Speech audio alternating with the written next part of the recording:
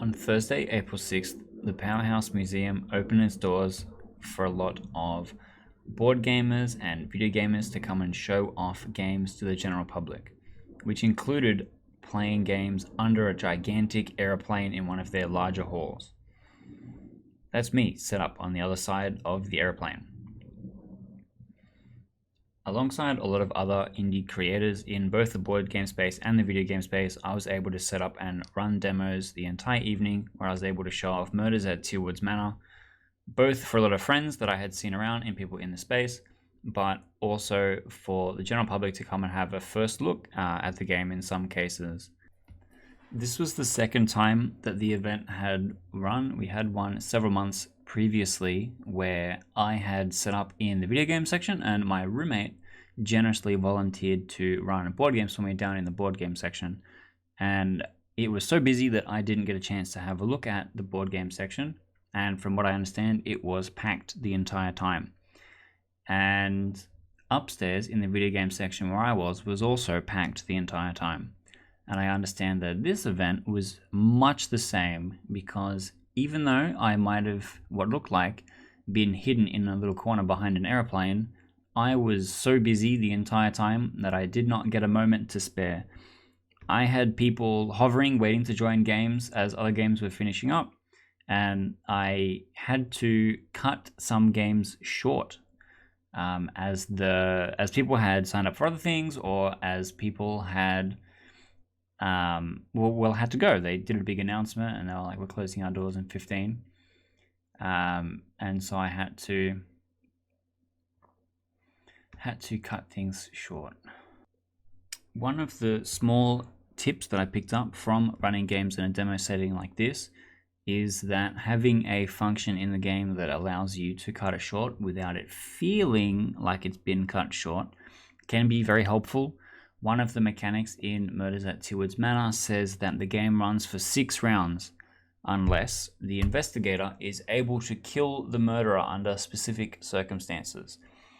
And being a player that has played the game many times, if I'm sitting in on the demo with other people, I can, instead of using the advantage that I have in knowing the game very well to outscore the other players, I do this to make the game end early, but in a climactic way where I make it seem like it doesn't happen very often like this, or I drum up the circumstances a bit to make it seem like a shock, or it's really surprising and interesting.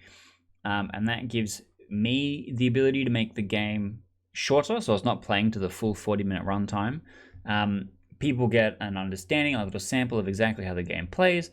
They get a chance to see kind of how everything interacts, because after you've played the first round, you've seen a lot of how the game interacts, and then the more rounds that you play, all you're really gaining is extra depth into the strategy of it, and you don't necessarily need to communicate all of that to a potential punter. They just need to get a taste for how the game functions and find out if that's something that they really want to be able to sink time into and play later on with their friends at home. And being able to do this means that I have a bit more control of exactly how long each round will run, and also I'm able to fit in more people to come and play more games. And that's something that I did a lot. I, as much as I could, tried to make the game cut in about half, so I would do 3 out of 6 rounds and give the players the opportunity to see how everything works, maybe score some points by getting people murdered. I wouldn't intentionally interfere with that too much. And then I would try and climactically end the game so that the players would get an opportunity to see how everything works, and then run through the scoring for them so they could see how the game ends. All in all, the public reception from the game was really, really good. I had a lot of people that really enjoyed it and were really excited for the Kickstarter campaign upcoming. One of my mistakes that I made in coming to this event was that I didn't prepare super well for it. Normally when I do stuff like I did TGX earlier this year, I had printed out a whole bunch of flyers and handouts and stuff like that, and I had left them behind with the quest suppliers because I knew that they were going to Conquest, which was this weekend, and that they would need them. And I didn't print out any replacement ones, so I left it with them rather than taking it back on the plane with me home. I didn't print out any replacement ones, so I didn't have as solid a funnel from like, hello, this is the game, let's play the game. Okay, this is how I put a copy in your hands, like the journey. And so it was kind of like, hey, do you want to take a photo of the box, and then you can Google it later or whatever, or like this is kind of our socials, which is a bit loose. Having the flyer is something to help people remember. I know often, like after a convention, I'll go back and go through the business cards that I collected and stuff like that. And so knowing what that flow looks like makes that interaction really easy. Where on the table, if you can see in the video, I have two different stands. One of them is just a box art in a little standing up frame, but then I also have my sell sheet on the table, and people read through the sell sheet and it gives you a really brief pitch of what the game is like. And then in the sell sheet you can get an idea of if you want to run a demo.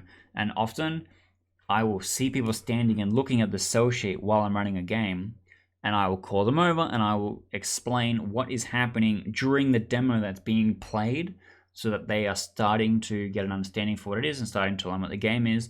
And at that point, if they want to stick around to jump into the next slot, then they can.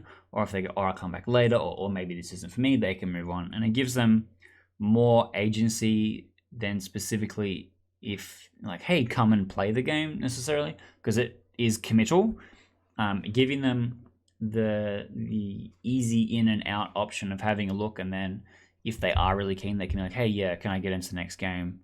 Does also seem to really work, because then all the people that are sitting down playing the game are people that are really keen to play the game, and then people that are hovering and watching and like maybe moving through might not necessarily be super committal, and it's easier to get the people that are super keen in on playing the game, because that's what they want to be doing, and people that are watching or like maybe less specifically keen get to still have a look and get a feel for what the game is like. And I felt that that was really important, and I put a lot of emphasis into trying to manage the crowd flow around my table as best I could, because I'm one guy, but also because it is crowded and there's a lot going on. I was right next to the bar as well, and I had no idea how much bearing that had on how busy I was or not, because I wasn't looking at it because it was behind me. But as much as I could, whenever I noticed people were watching or looking at the signage or whatever, I was pulling them over and trying to explain stuff. So it felt like I was engaging with them as well as the people playing the game, because the beauty of the game is that after the big kind of introduction thing, and after they've played the first maybe 5 minutes of gameplay themselves, they know everything they're doing, and they don't really need me there unless if they're asking specific questions or whatever, which is what I'm the guide rails.